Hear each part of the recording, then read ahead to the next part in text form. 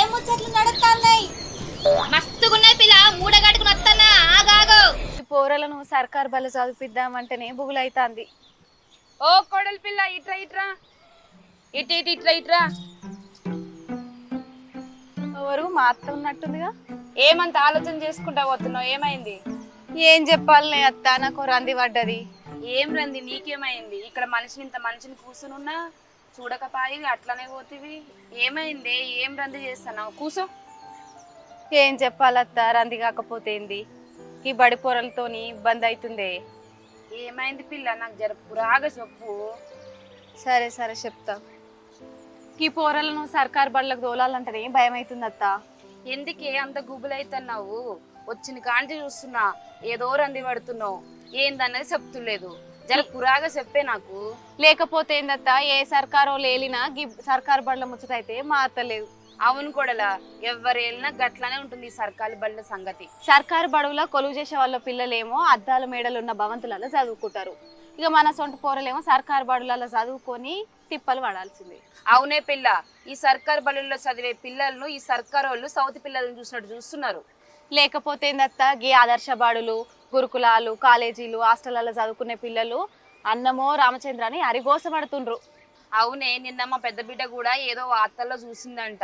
ఏదో బళ్ళో సదుపాయాలు లేక గదులు లేక ఇంకా ఒంటిబడి బళ్ళే నడుస్తున్నాయంట. అవునత్త, నువ్వు చెప్పింది కరెక్టే. మన హైదరాబాద్ నగరంలో 46 భవంతులు లేకనంట 93,000 మంది ఇంకా ఒంటిపూట బడులే చదువుతున్నారంట. ఎంత ఇచ్చంత్రం చెప్పు.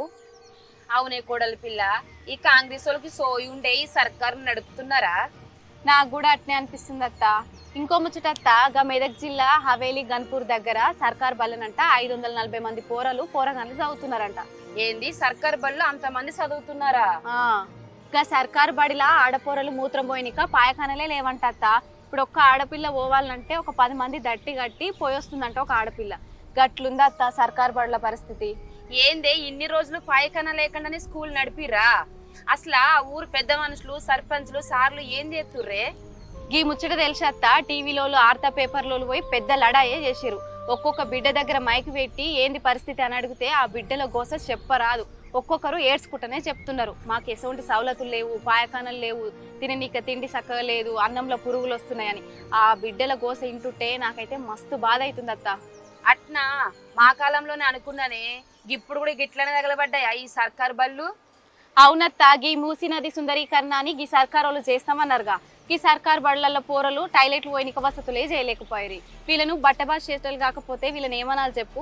మరి ఎట్లనే దీనికి పరిష్కారం?